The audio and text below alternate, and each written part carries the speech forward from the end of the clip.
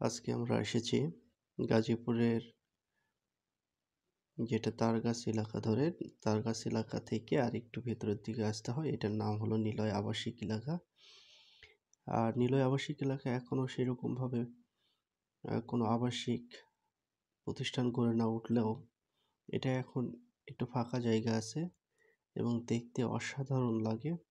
বিশেষ করে বিকালের সময়টা রিফ্রেশমেন্টের জন্য বেস্ট একটা জায়গা। তো আমরা এখানে এসেছি এবং চতুর্দিকে দেখতে পাচ্ছেন যে এগুলো কাশবন।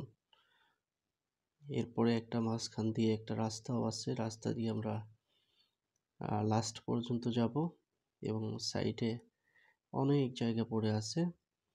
বিশেষ করে যখন বর্ষা মৌসুম আসে এখানে অনেক কাশফুলের বন গড়ে ওঠে, দেখতে যতটা সুন্দর লাগে।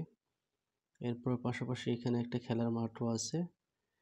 খেলার মাঠে অনেক ছেলেপেলে এখানে খেলে, বিশেষ করে বাইরের বা আশেপাশের ছেলেপেলে সবাই এখানে এসে খেলে এবং দুর্দান্ত একটা জায়গা। আর অন্য সময় আমাদের আসা হয়, বিশেষ করে শুক্রবার বন্ধের দিনগুলোতে অনেক লোকের ভিড় থাকে এখানে। আসলে এটা মেলার মতো দেখা যায় তখন। জায়গাটাও অসম্ভব সুন্দর।